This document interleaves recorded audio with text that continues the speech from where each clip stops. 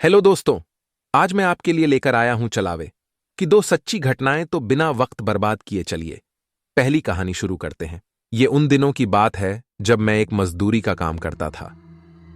एक दिन वो पास के गांव में मजदूरी के लिए गया। काम खत्म होने के बाद वो शाम के समय अपने घर के लिए चल दिया। पर उस दिन अचानक से बारिश होने के कारण मैं कुछ देर उसी गांव में रुक गया। फिर जब बारिश बंद हुई तो मैं वापस अपने घर की तरफ चल दिया, मगर तब तक अंधेरा हो चुका था। जल्दी घर पहुंचने के चक्कर में मैंने खेतों के बीच बने रास्ते से जाने का निश्चय किया। काफी समय चलने के बाद मैं अपने गांव के नजदीक आ चुका था। गांव के में पहुंचने के लिए एक बगीचे से होके जाना पडिडी ढहाता था। जैसे ही मैं उस बगीचे में पहुंचा, वैसे ही उसे एक बच्चे के रोने की आवाज सुनाई दी। ये सब उस भूत का छलावा था। मैंने सोचा इतनी रात को इस बगीचे में बच्चा कैसे आ सकता है। मैंने बच्चे को ढूंढने के लिए इधर उधर देखा पर कोई नहीं दिखा। तब मुझे ख्याल आया कि हो सकता है कोई औरत किसी काम से बगीचे में अपने बच्चे को साथ लेके आई होगी, इसलिए मैं अपने घर की तरफ चल दिया। पर जैसे जैसे मैं आगे बढ़ते जा रहा था, बच्चे के रोने की आवाज उसे और जोरों से सुनाई देने लगी। मैंने फिर सोचा हो सकता है वो औरत किसी परेशानी में फंस गई होगी, मुझे मदद करनी चाहिए। फिर जिधर से आवाज आ रही थी मैं उधर ही जाने लगा। कुछ दूर पहुंच के उसने देखा एक 6-7 महीने का बच्चा एक पेड़ के नीचे लेटा हुआ है और वही रो रहा है। मैं तुरंत उस लड़के के पास पहुंचा और जोर जोर से आवाज देने लगा, कौन है यहां पे? किसका बच्चा है ये? मगर किसी ने आवाज नहीं दी। ये भूत का छलावा था, इसे मैं समझ नहीं पाया। मैंने सोचा शायद इसकी मां यही आसपास कहीं बेहोश हो गई होगी, इसलिए बोल नहीं रही। फिर मैंने पूरे बगीचे को छान मारा, मगर उसे वहां पे कोई भी नहीं दिखा। अब मैंने गुस्से में चिल्लाया, कौन यहां बच्चा रख के चला गया है? मगर किसी की आवाज नहीं आने के कारण मैंने वही रुकने का फैसला किया कि देखता हूं कौन यहां अपने छोटे से बच्चे को रख के चला गया है। थोड़ी देर में तो आ ही जाएगा, फिर उसे डांटूंगा। मगर काफी देर बीत जाने के बाद भी उस बच्चे को लेने के लिए वहां पे कोई नहीं आया। अब मैं समझ चुका था कि शायद कोई जानबूझ के अपना बच्चा यहां पे छोड़ के गया है। तब मैंने उस बच्चे को गोद में उठाया और घर की तरफ चलने लगा। मैं रास्ते भर चिल्लाते हुए जा रहा था, कैसे कैसे लोग रहते हैं यहां पे अपने ही बच्चे को अकेला छोड़ के चले गए। गुस्से से वो पूरे रास्ते बड़बड़ाते हुए जा रहा था। तभी मैं को ऐसा लगा कि उसे चलने में दिक्कत हो रही है, क्योंकि बच्चा बहुत भारी लग रहा था। मगर मैं घर पहुंचने की जल्दी में और तेज चलने लगा कि काफी रात हो चुकी है, जल्दी इस बच्चे को लेके घर पहुंचा जाए। कुछ कदम चलने के बाद मैं को ऐसा महसूस हुआ जैसा बच्चे का वजन बहुत ही ज्यादा बढ़ चुका है और वो बच्चे की उठा के चल नहीं पा रहा था। जैसे ही मैंने बच्चे की तरफ देखा, उस बच्चे की एक आंख बाहर की ओर लटक रही थी और उसके पैर जमीन तक टच होने ही वाले थे और बच्चा मैं को देख के हंस रहा था। मैं इतना देखते ही डर के मारे उस बच्चे को फेंक दिया। फेंकने के बाद वो बच्चा जमीन पे नहीं गिरा, बल्कि जमीन से थोड़ा ऊपर ही लटकने लगा और जोर जोर से हंसते हुए बोला, क्या हुआ, मुझे अपने घर नहीं ले जाएगा? तू पूछ रहा था ना कि मैं किसका बच्चा हुआ, थोड़ा देर और गोद में रखता तब तुझे बताता किसका बच्चा हुआ मैं। इतना सुनते ही मैं वहां से तुरंत भागने लगा और अपने घर पहुंचा। मगर मैंने ये बात किसी को नहीं बताई ताकि घर वाले भी न डर जाए। जैसे तैसे उसने खाना खाया और सोने लगा। अभी मैं को हल्की नींद लगी ही थी कि फिर घर के बाहर से उस बच्चे के रोने की आवाज आने लगी। मैंने डर के मारे उठ गया। धीरे धीरे वो आवाज और तेज होने लगी। मैंने अपने घर वालों को जगाया और सबको उस घटना के बारे में बताया। फिर उसने कहा, वो बच्चा अभी भी घर के बाहर रो रहा है, मगर बच्चे के रोने की आवाज किसी को सुनाई नहीं दे रही थी। वो आवाज बस मैं को ही आ रही थी। उसके बाद मैं के घर वालों ने गांव के ही एक बाबा को बुलाया, जिन्होंने मेरा इलाज किया और मेरे हाथों में धागे बांधे, जिसके बाद मैं को उस बच्चे के रोने की आवाज आनी बंद हो गई। फिर मैं उस रात आराम से सो पाया।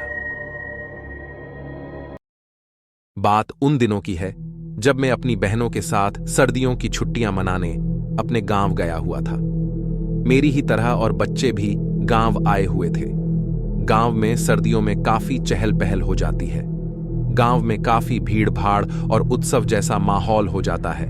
हर तरफ शोर, हल्ला गुल्ला, बच्चों की ऊधम चौकड़ी से ऐसा लगता है जैसे गांव फिर से जी उठा हो। ऐसा नहीं है कि गांव में लोग नहीं हैं, पर जो है वो अपने कार्यों में व्यस्त रहते हैं। धान और भुट्टा, मक्काई कट चुका है और गेहूं की बुआई के लिए खेत तैयार हो रहे हैं। खेतों में जगह जगह गोबर का ढेर लगाया जा रहा है। गांव के लोग आजकल बहुत व्यस्त हैं।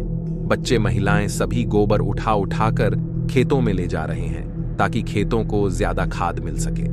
गांव के मर्द खेतों से खरपतवार को हटा रहे हैं और खेतों में आग लगाकर झाड़ झंकड़ को साफ करने में लगे हैं। कुछ गांव के लोग अपने खेतों में गोठ, खेतों में किसी कोने में दोनों तरफ छप्पर लगाकर उसमें अपने जानवरों को बांधकर कुछ समय वहीं उसी छप्पर में रहते हैं ताकि खेतों में ज्यादा से ज्यादा गोबर इकट्ठा हो सके, लगा रहे हैं। गेहूं की बुवाई का समय नजदीक आ गया है, इसलिए काम जल्दी जल्दी हो रहा है। इधर मैं अपने दोस्तों के साथ मिलकर छुट्टियों का भरपूर मजा ले रहा हूं। दिन भर गांव में आवारागर्दी करना, खेलना, नहाने के लिए नदी में जाना, वहां बैठकर हिसर, किंगोड़ा, तूंगा, तिमला, जंगली फल आदि फल खूब खाते हैं। इसी तरह दिन गुजर रहे हैं। अभी रात में खाना खाने के बाद हम सब ख्वाल गांव का एक छोटा मोहल्ला में बाहर ही खटिया लगा के दादी से कहानी सुन रहे थे। कुछ तो अभी जुगनू पकड़ने में व्यस्त हैं। रात बहुत धीरे धीरे गहरा रही है और हम सब सोने की तैयारी करने लगे हैं। अभी नींद आई ही थी कि सहसा गांव में हर तरफ शोर होने लगा। हलचल बढ़ गई।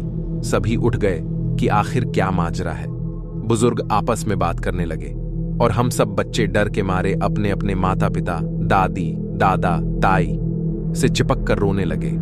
समझ ही नहीं आ रहा था कि इतनी रात कौन शोर कर रहा है और क्यों। गांव के बुजुर्गों ने सभी बड़े लड़कों से मशाल बनाने और उस ओर जाने के लिए कहा जिधर से शोर आ रहा था। किसी ने बताया कि शोर उस ऊपर वाले खेत में जो गोट लगी है वहीं से हुत हुत की आवाज आ रही है।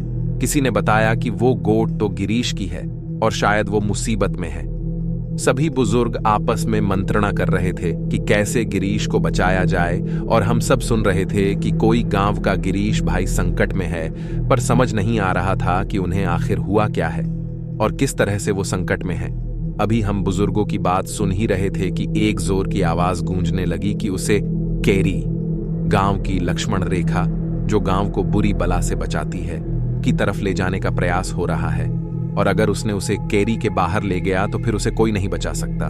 हम सभी बच्चे, दादी, चाचियां सब परेशान हतप्रत थे कि कौन गिरीश भाई ले जाएगा और क्यों, आखिर माजरा क्या है। सभी गफलत में थे। उधर बुजुर्ग लड़कों के साथ मिलकर मशाल बना रहे थे और जल्दी जल्दी उसे रोकने के लिए कह रहे थे। मशाल बनने के बाद सभी बड़े लड़के मशाल जलाकर उस दिशा की ओर भागे जहां से आवाज आ रही थी। उधर दूसरी ओर वो गिरीश भाई को एक खेत से दूसरे खेत की ओर ले जा रहा था और गिरीश भाई की जान संकट में थी। अगर शीघ्र उसे ना रोका गया तो वो गिरीश भाई को मार देगा। सभी लड़के तेजी से भाग रहे थे, परंतु पहाड़ में उकाल चढ़ाई में चढ़ना आसान नहीं होता। खेती सीढ़ी नुमा होती है जिससे एक खेत से दूसरे खेत में जाने में समय अधिक लगता है। फिर भी लड़के ऊपर खेत की ओर भागे जा रहे थे कि किस तरह से गिरीश को कैरी पार करने से रोका जाए।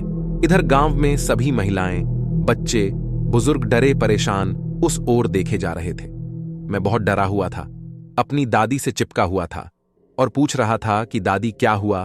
तो दादी ने बताया कि गांव का एक जवान लड़का ऊपर पहाड़ वाले खेत पर गोट पर था, तो उसे भूत गांव की केरी की ओर ले जा रहा है जहां उसकी जिंदगी खतरे में है। गांव के सभी लोग उसे बचाने उन खेतों की ओर भागे हैं। ये सुनकर मेरी तो जान ही निकल गई। तभी एक बार फिर गांव में शोर गूंजा, लेकिन ये शोर पास वाले ताई जी के यहां से आ रहा था। ताई जी बहुत वृद्ध थीं, यही कोई 80 साल के आसपास। वो जोर जोर से चिल्ला रही थी।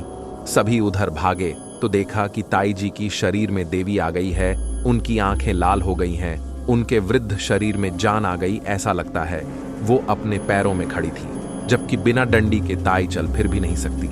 तो ये कैसे संभव हुआ कि वो चल रही है? वो सच में साक्षात चंडी लग रही थी। मैंने ये सब अपनी आंखों से देखा तो मुझे विश्वास नहीं हो रहा था, पर यह सत्य है जो मेरे सामने हो रहा है। इसी बीच ताई जी ने एक जोर की छलांग लगाई नीचे उभरा भूतल की ओर। सभी अचंभित थे। जो चल नहीं सकती आज भाग रही है, दौड़ रही है। सच में असंभव सा था वो मंजर। ताई जी तेजी से खेतों की ओर दौड़ने लगी। उनकी रफ्तार बहुत तेज थी, इतनी कि कोई जवान लड़का भी पहाड़ के खेतों में इतना तेज नहीं दौड़ सकता। वो तेजी से खेतों से होकर उस तरफ दौड़ रही थी जिधर गिरीश भाई गांव की केरी पार करने जा रहा था। ताई जी बहुत तेजी से उस तक पहुंच गई और गिरीश भाई को केरी से एक खेत पहले पकड़ लिया। इतने में एक जोर का धमाका हुआ, जैसे कोई पहाड़ या चट्टान दरक गई हो। उधर गिरीश भाई ताई जी की गोद में बेहोश हो गए। गांव के लड़के भी वहां पहुंच गए। वो ताई जी को वहां खुद से पहले पहुंचे देखकर अचंभित थे कि एक वृद्धा में ऐसी क्या शक्ति आ गई कि वो उन लोगों से पहले पहुंच गई। अब सभी लड़कों ने गिरीश भाई को खाट में लिटाकर उन्हें गांव में ले आए। सारे लोग वहां इकट्ठा हो गए थे।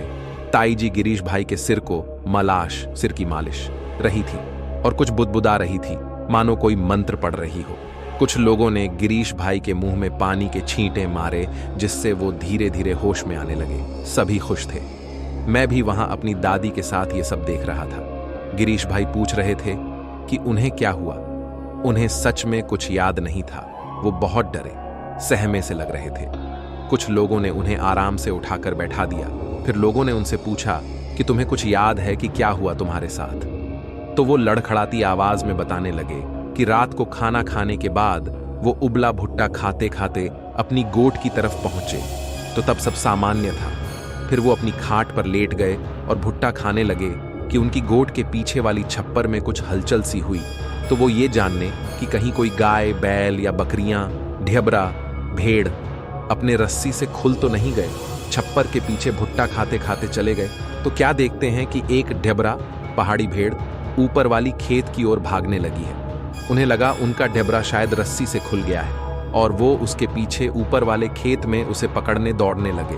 वो भेड़ उन्हें गांव की केरी की ओर ले जा रही थी और वो बाशीभूत होकर उसके पीछे दौड़ रहे थे। उन्हें कुछ भी पता नहीं था कि आखिर वो ऐसा क्यों कर रहे हैं। वो तो बस दौड़ रहे थे। तभी ताई जी ने बताया कि वो भेड़ कुछ नहीं, एक छलावा भूत था जो रूप बदलकर गिरीश को गांव की केरी के पार ले जा रहा था, क्योंकि गिरीश ने भूना हुआ भुट्टा खाया जो उसे खुले में या रात को अनजानी जगह पर नहीं खाना चाहिए था। ये छलावा भुने हुए चीज पर जल्दी असर करते हैं। अगर छलावा उसे गांव की केरी के उस पार ले जाता तो गिरीश का बचना मुश्किल था। लेकिन जैसे ही छलावा गिरीश को ले जाने लगा, मुझे ताई जी देवी की आवाज हुई कि उसे बचा लो और मैं उस ओर दौड़ पड़ी और गिरीश को बचा लिया। ये घटना जब भी मेरे जहन में आती है तो मेरे आंखों के सामने फिर से वही परिदृश्य घूमने लगता है कि क्या वास्तव में ऐसा कुछ आज के जमाने में भी संभव है। आज इस घटना को 30 साल से ज्यादा का समय हो गया है, पर लगता है कल की ही बात हो। ये एक सच्ची घटना पर आधारित कहानी है। पहाड़ों में आज भी भूनी हुई किसी भी चीज को खुले में, अनजानी जगहों पर, रात में या कहीं जंगलों में खाने के लिए मना किया जाता है। ऐसा कहा जाता है कि ऐसा करने पर छलावा, भूत उसे छल लेता है। तो दोस्तों, आज की वीडियो में बस इतना ही। वीडियो पसंद आया तो मेरे चैनल को सब्सक्राइब करें। धन्यवाद।